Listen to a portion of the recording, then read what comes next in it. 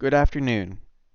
To the class of 2022, I congratulate you for making it to the final year. We all have had our struggles in life. For some, it might be lifelong afflictions, and for others, it may have sprouted from the many challenges that accompanied the coronavirus. Before I give you my advisement, I want to share with you my own odyssey. While I drove through the Negev Desert during my 2019 Hebrew School class trip to Israel, I peered through the bus window at a small village. The landscape was inhospitable. Trash was strewn everywhere, and the only houses were modest shacks. But within this dark wasteland, life grew.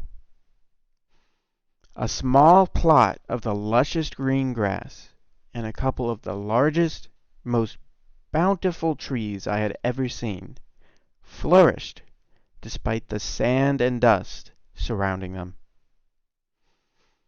A goat rested contentedly in the shade. All this natural beauty in this remarkable grove blossomed in the face of emptiness and adversity. I am here in front of you because I suspect you all have experienced something I know all too well myself. Discontent with empty and adverse parts of your lives that can lead to frustration and despair. You may be spending your time focusing on the desert or what is wrong with your life. Or you might instead choose to focus on the grove, the blessings that may seem hidden to you but are present nonetheless.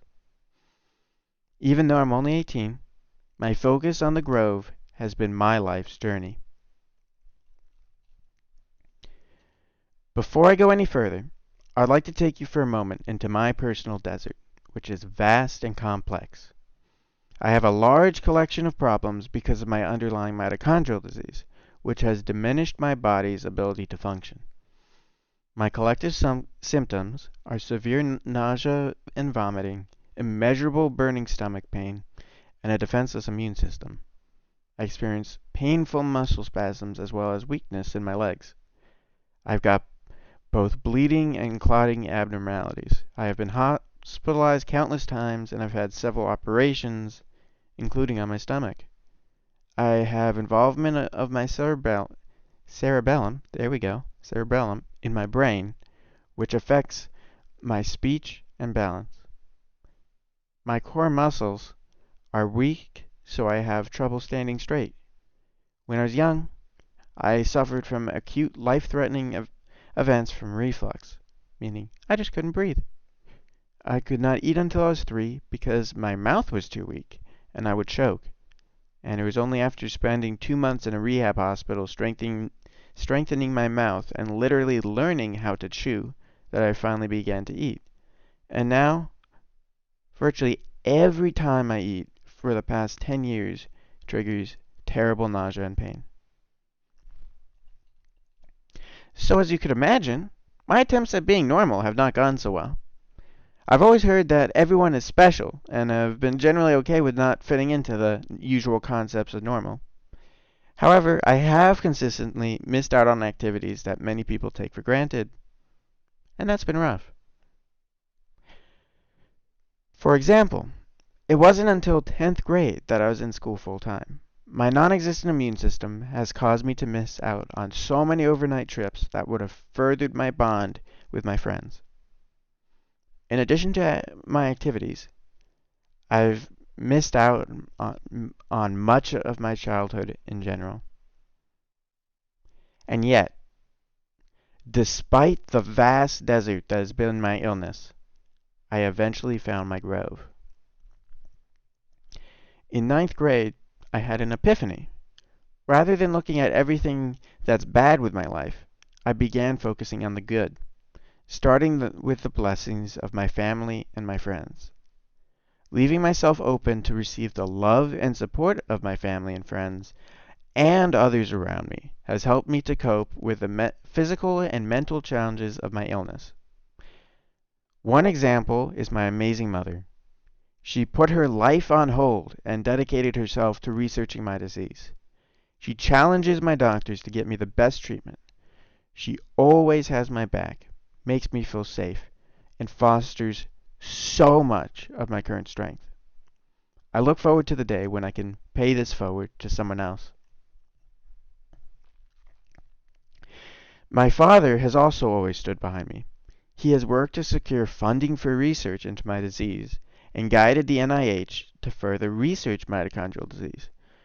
My gratitude for my parents' love and support is enormous. No matter what I'm going through, and no matter how badly I am feeling, my family and my friends have always stood with me. Whenever I am sick, talking or playing a game with family and friends has gotten me through difficult times. One of my doctor's husbands works in the CIA, and knowing my love for the military, she had him stop by at one of my appointments. His kindness and compassion led him to arrange a trip for me to go to the CIA, where I had an amazing experience and made dozens of new friends along the way. One of these new friends even invited me to be best man at his wedding. With my newfound strength and my resolve not to allow my disease to dictate my life, I decided to find my happiness through shifting my focus away from myself and more towards others and the role I might be able to play in contributing to their well-being. I began engaging in extracurricular activities involving veterans. For as long as I can remember, service members have always been at the forefront of my mind. My grandfather taught me to appreciate the privileges of freedom and the value of service. After escaping the Nazis, he built a remarkable life here in America, one that I have always admired. The personal stories of soldiers and survivors resonates with me because it shows the hardship they went through to protect people like me, and that fills my heart with a burning passion to give back to them.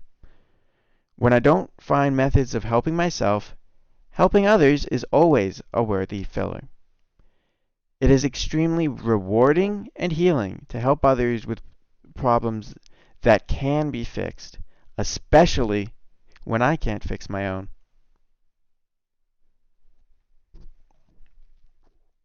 One of these causes included my D-Day project, in which I worked with multiple veterans organizations as well as members of Congress on ways to better commemorate and respect the memory of soldiers who risked and sacrificed their lives on the beaches of Normandy.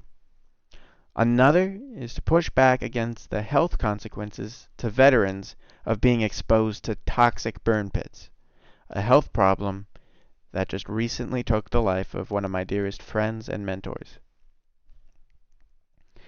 Because of my new resolve, I have pushed myself harder than ever before. Now it's finally paid off. I'm preparing myself to go to American University and currently plan to study international relations. My future path is filled with newfound happiness and finally success. And yours can be filled with it too. Years ago, I wrote the following words that started to change my outlook on life. Every day, my stomach rages like the Battle of Bull Run, but because of the magnificent experiences I've had, and because of my amazing friends, I remain even through the dark and drudgy days the happiest man alive.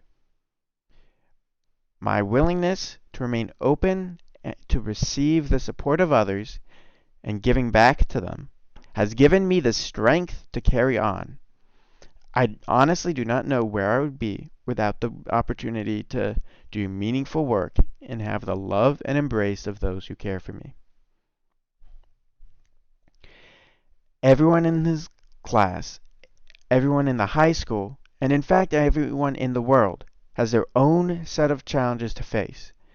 But it is how you stand up to your challenges that determines who you are.